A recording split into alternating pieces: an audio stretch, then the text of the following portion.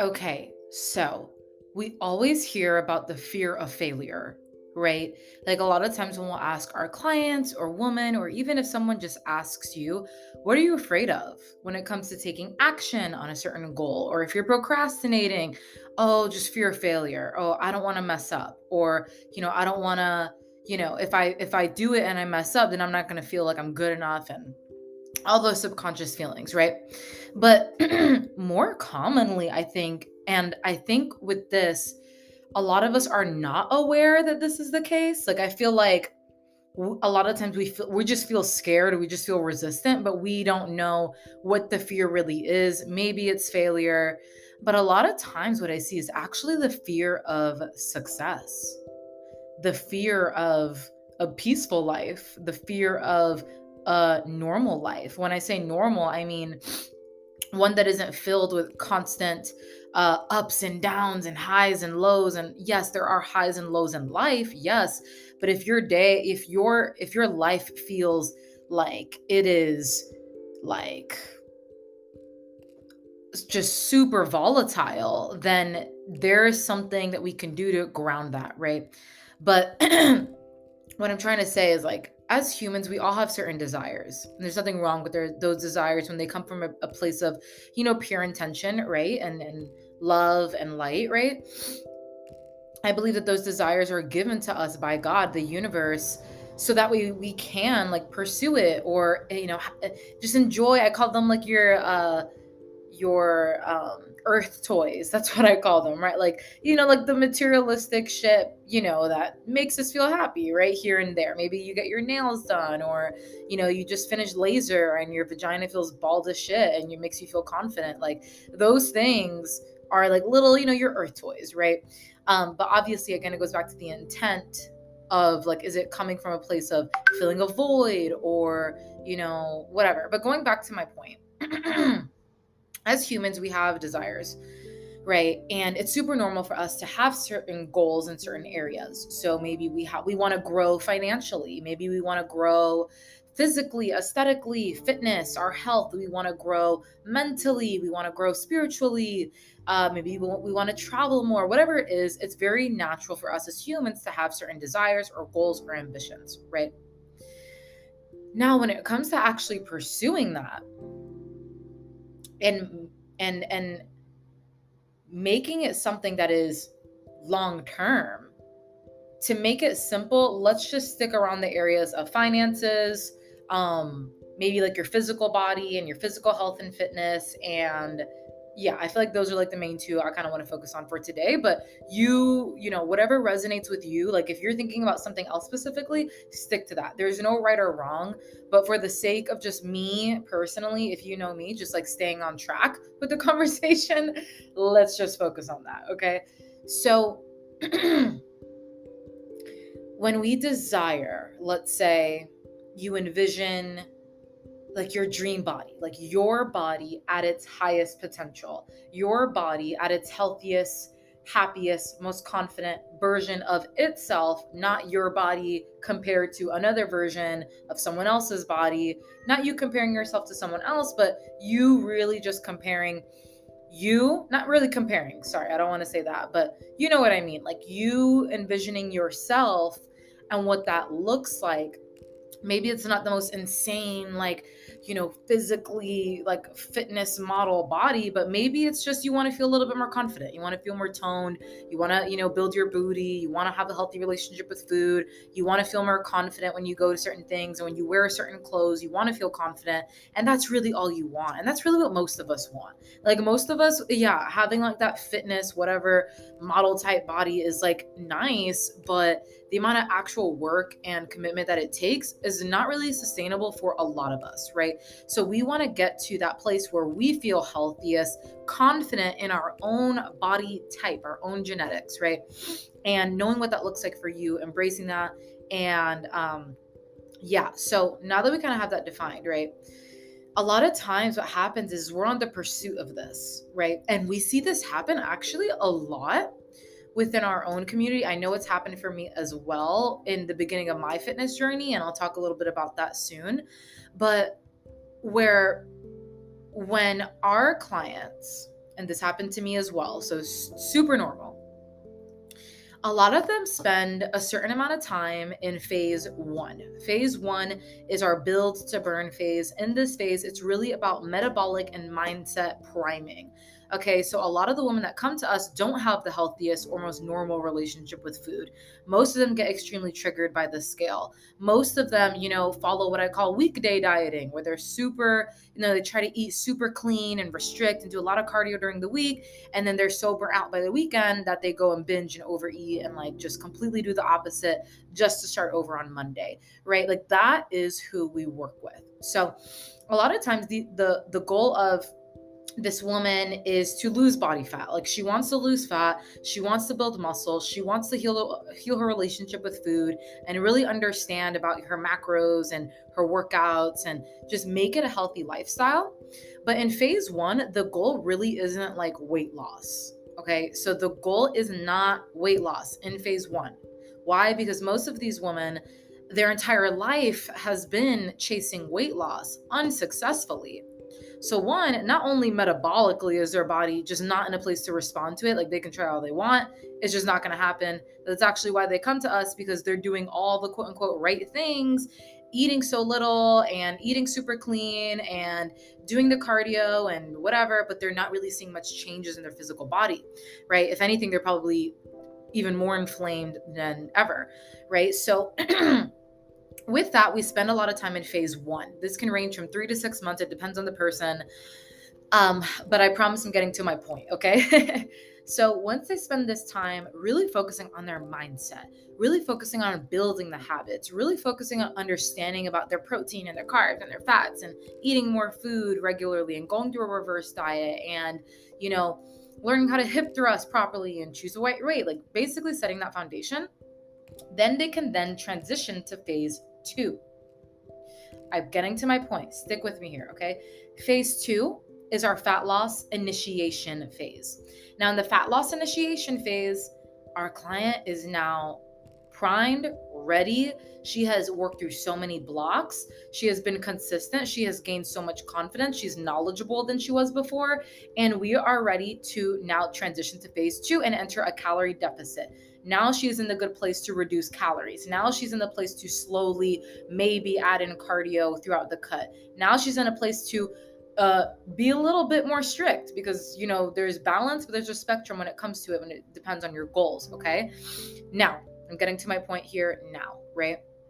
Now, we're entering this cut and the focus is losing weight, okay? Like it's not just based on the scale. We'll tell our clients this every day. But yeah, you do want to see a downtrend over 2-3 months time of that chart going down. Like that is what you're looking for as a coach in a deficit, right? Now, again, it's not the only focus because, their bodies could be changing a lot. They could be feeling the changes. And a lot of times, guys, you're going to feel the changes before you see them on the scale. The scale is like the last thing on the pyramid you want to look at. Anyway, getting back to my point, a lot of the times the whole, like I'm going into a cut thing, even though they're ready, even though they've worked so long in this, it can bring up a little bit of ghosts from the past, right? It can, okay, now my focus is we're trying to lose weight, we're trying to lose fat. And maybe subconsciously something goes on where, maybe the more you try to be in control, the less control you are in. And what happens is we are fighting with ourselves subconsciously. It's like consciously, on the conscious level, that this is what you want. That this is what I have to do in order to get this result. And you also know that when you do anything against that, it's going to, prolong the process. That's all, right? And so then when we do things like self-sabotage or go off track or say fuck it or whatever, it can cause us to feel guilty or shameful or whatever. And so then we end up in this battle with ourselves of like, oh, but like I really want this. Why am I self-sabotaging? And this is where the fear comes in. We only ever self-sabotage out of fear. And maybe it's, we're self-sabotaging because, we want to be in control. Maybe we're self-sabotaging because we just are lazy in the moment. Maybe we're self-sabotaging because we're super unmotivated, but it all really does stem back to fear and like those low vibrational feelings of I'm not worthy enough, I'm not good enough, I'm not capable, this is never going to happen to me, and like all of those low vibrational thoughts, right? Now, what I also see, and again, this is kind of what I experience, is like you can like lose some weight or whatever, and then you find yourself like, let's say you lose 10 pounds. I don't know. I'm just throwing out a random amount. It doesn't matter. Let's say you lose 10 pounds in your cut. It's been like 10 weeks, 12 weeks or whatever. And, by the way, that's not like a good like guideline to be like, oh, I should be losing 10 pounds in 12 weeks. No, that could be so different per person. Just want to disclaim that because I know y'all thinking that. Okay. So what happens is, and like, let's say you get some results and then you peel back because you get comfortable, you get lazy, you get unmotivated, or, I don't know, whatever. A lot of times what happens is that type of self-sabotage, and self-sabotage in general, can come from that fear of success. The fear of, I don't really know what's on the other side of that. I don't really like what comes with looking really good, what comes with having more financial security, what comes with, like not drinking anymore. What comes with that? Because that is a little lonely. That's a little scary. Nobody in my life is really doing what I'm doing. I'm kind of the only one. That makes me an outsider. That makes me kind of, what's the word? Stigmatized? Is that the word? Let me Google it. Stigmatized.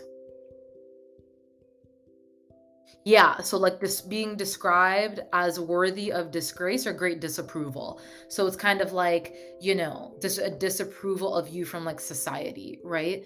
And that's the ego's goal, is really to keep you in check with what is quote unquote seemed as socially acceptable in society, right? This is why sometimes when, people around you, maybe they're not so supportive, or maybe they have good intent. Honestly, fuck that. Oh, they have good intent. No, the fuck they don't. If they say something that's rude as fuck and makes you feel some type of way and you set boundaries and they keep doing it, they don't give a shit about you. I'm sorry. Okay, anyway.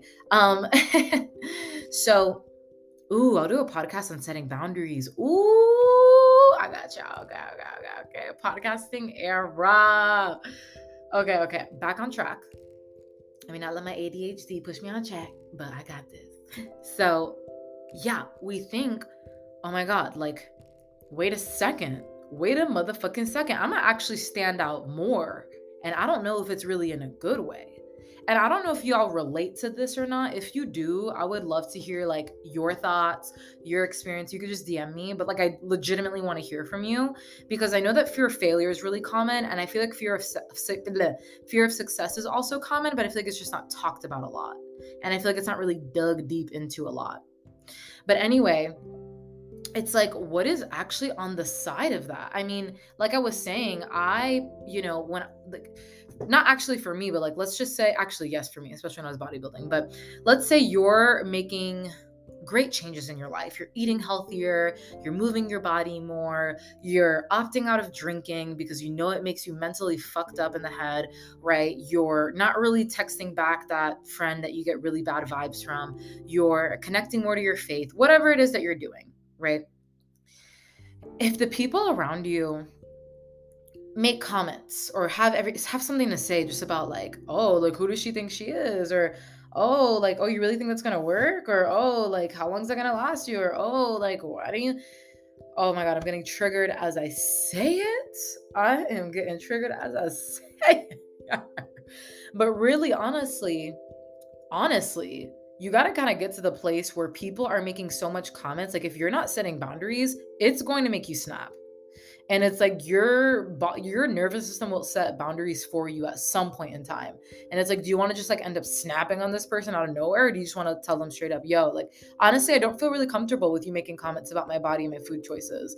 Like, you don't see me here looking at you, monitoring what the fuck you're eating. Like, what, like, that's personally how I would respond. But anyway, going back to what I was saying is a lot of the times, I want to ask you, and you can ask this to yourself. Let's say you want to, like, you desire to have this fitness goal. Okay. Say some of that's aesthetic, and, you know, maybe you struggle a lot with body image, or maybe it's financial, whatever it is.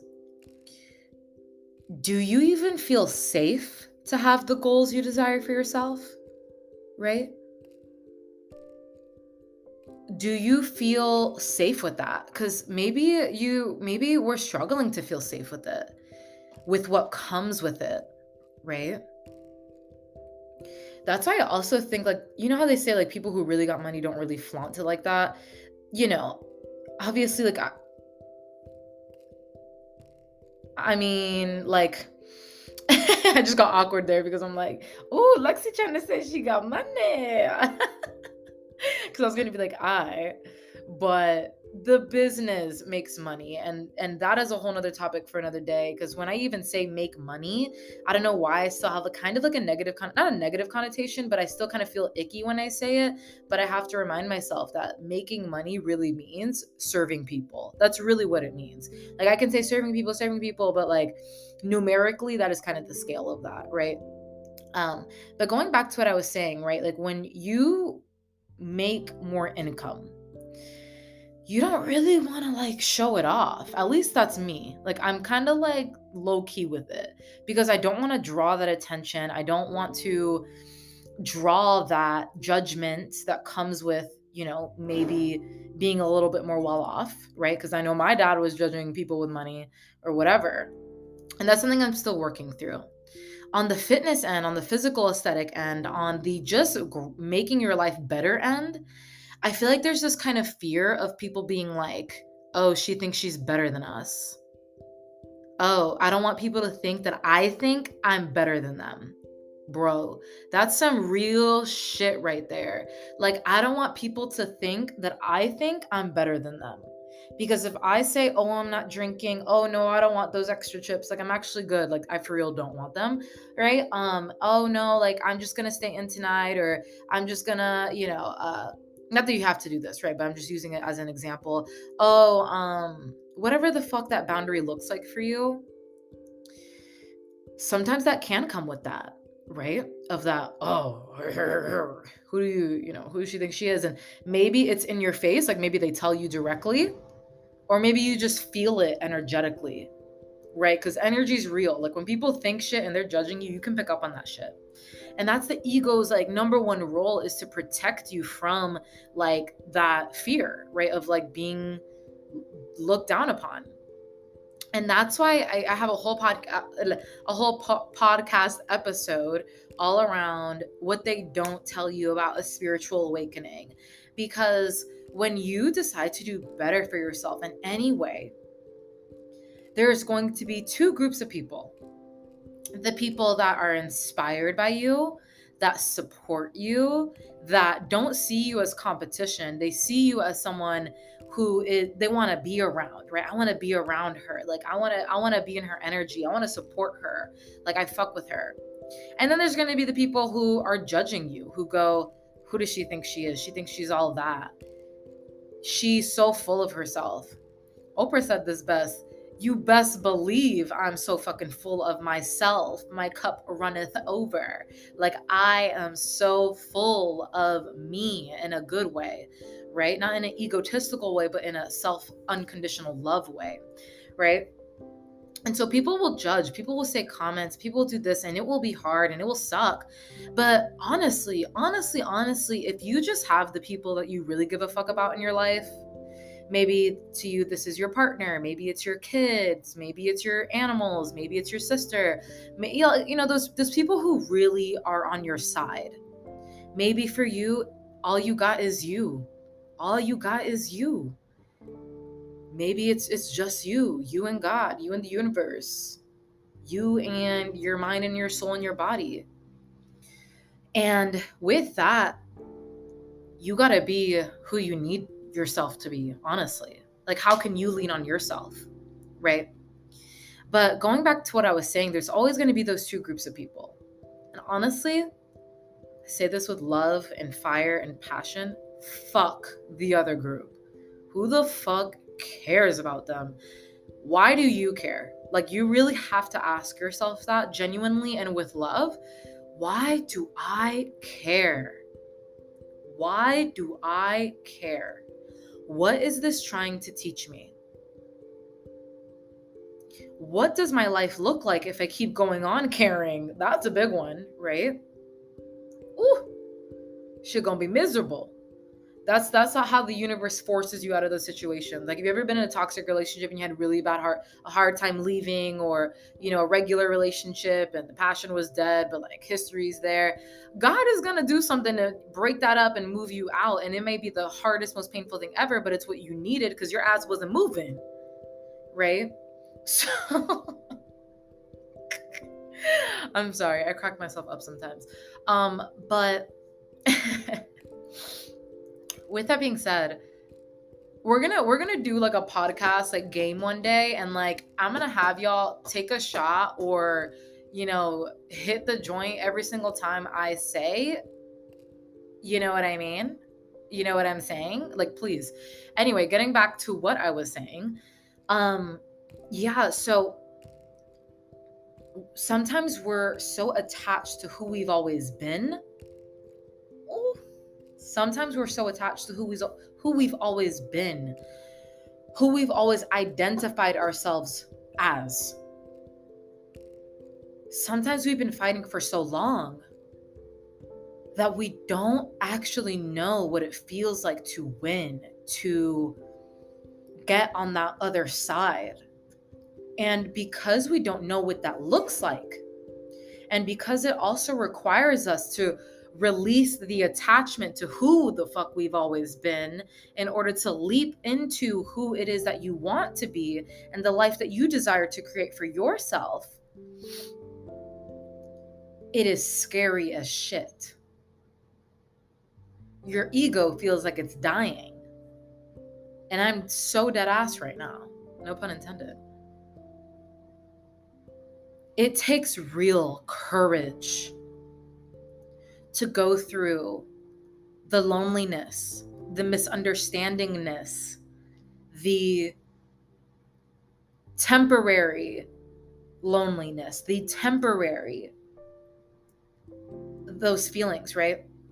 In order to get to that other side of evolution, of transformation, of what it is that you actually desire for yourself.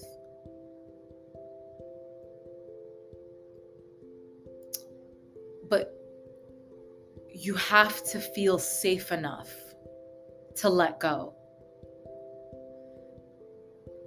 It's hard to let go sometimes. It's overwhelming to let go sometimes and step into our power, because it's almost sometimes like our power feels too overpowering. You know what I mean? And I remember that's how I used to feel in my business when it came to surpassing a certain income range and helping a certain amount of women making new moves in my business.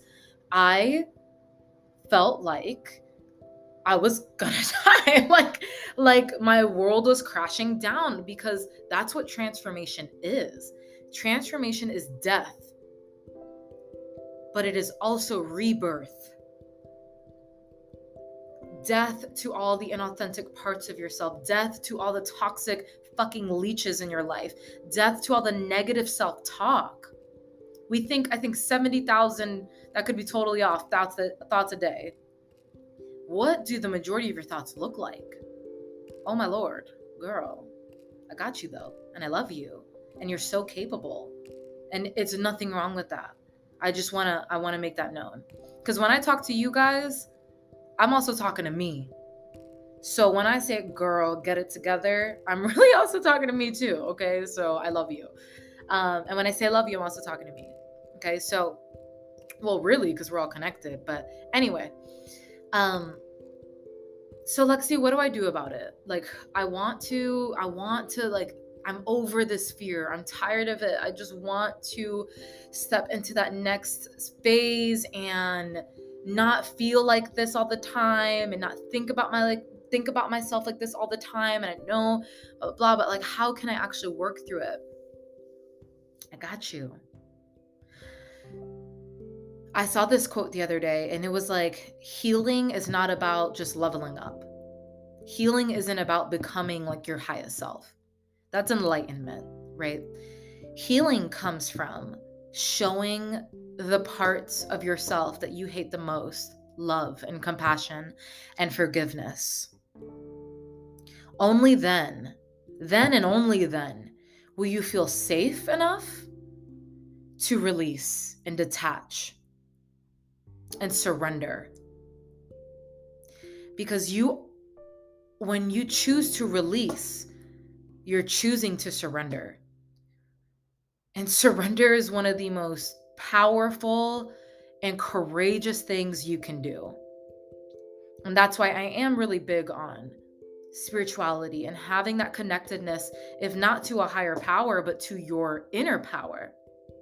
It's really all the same things if you really get into it, but I'm not going to do that. So, having that fucking in tune with you, having that self-trust. And that's going to fluctuate sometimes, like, unless you're fucking superhuman, right? I mean, like, Jesus came down here and he was like the perfect human in that sense, but we have our dark sides. We have the ego. We're humans. Like, it's literally a part of our psyche is the ego. So show those parts of you that self-sabotage, the parts of you that feel like they're battling against you. Show them love, forgive that part of you. And thank that part of you, actually. Thank that part of you, because that part of you that is self-sabotaging and whatever and not making you happy is low-key protecting you from something that you are not aware of yet. Maybe that part of you is protecting you from that subconscious fear of success and what may come with it, right?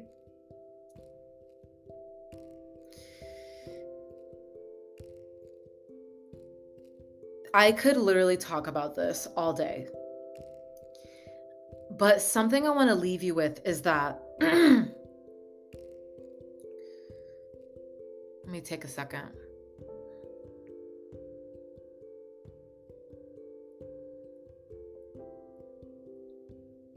You got to take time with yourself. You really do. You gotta take time with yourself. The quote, patience is a virtue, is not a cliche. It's a cliche for a reason, right? And it's the ego that believes everything should happen now. It's the ego that believes, no, nothing's wrong with me. I just need to do this. I just need to do that. The ego believes it's not that deep. Okay? It's that deep a lot of the times, okay? Sometimes it's not, but a lot of times it is. You were born worthy of the life, the vision of yourself that you know is within you, and you know is within you, but you just need to activate, right? You need to activate her. You are so worthy and capable of stepping into that power, of stepping into that fire. And it's okay if you don't step into it all at once, right? But that also goes back to patience. If you're constantly comparing yourself to other people, how the fuck are you going to be able to just stay focused and stay in your lane? Right? It's about patience, because it actually does take time to evolve into that version of ourselves on our Pinterest in our mind, right? A lot of the times we are fearful of the success as well, because maybe part of us feels guilty. Maybe a part of us doesn't feel worthy. And that all goes back to continuing to give yourself, especially those darker, shadowy parts of yourself, that love, that compassion, that forgiveness. Who do you need to forgive? What do you need to do to move forward? Because that, again, is a part of having the self-trust, Having the self-worthiness is having the unconditional love for yourself and not basing what you are, who you are, by other people's opinions. I have 10 seconds left, and I really hope that this helped you. If it did, please let me know. I love hearing from you, and I'll see you in the next one. Love you. Bye.